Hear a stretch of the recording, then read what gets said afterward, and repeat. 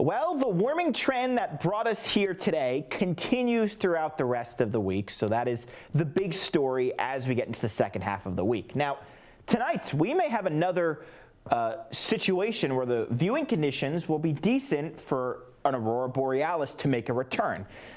It's oftentimes comes down to just sometimes an hour or so before to really figure out if this is going to come to fruition. So we're going to keep tabs on that.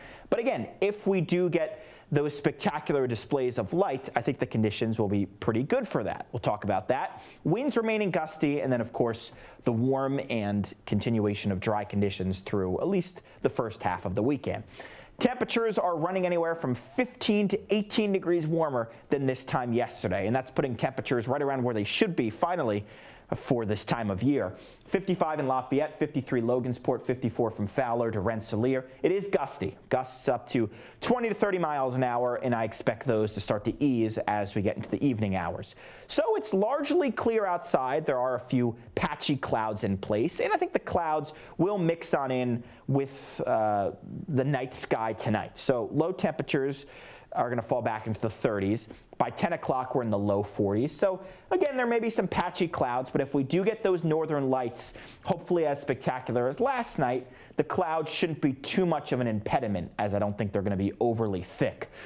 Early tomorrow morning, starting off the day in the mid to upper 30s, and we'll get those highs climbing back into the afternoon, back up into the mid 50s. Less of a wind tomorrow, so the feel outside is a little bit more pleasant, as today was very gusty.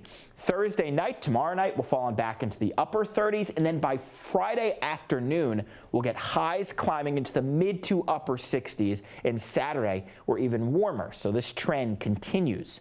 Winds, again, this evening still staying breezy, 15 to 25 miles an hour. Tomorrow, there's still a bit of a breeze, but not nearly as strong as today. So tomorrow's breeze is maybe 10 to 15 miles an hour, much less noticeable than today.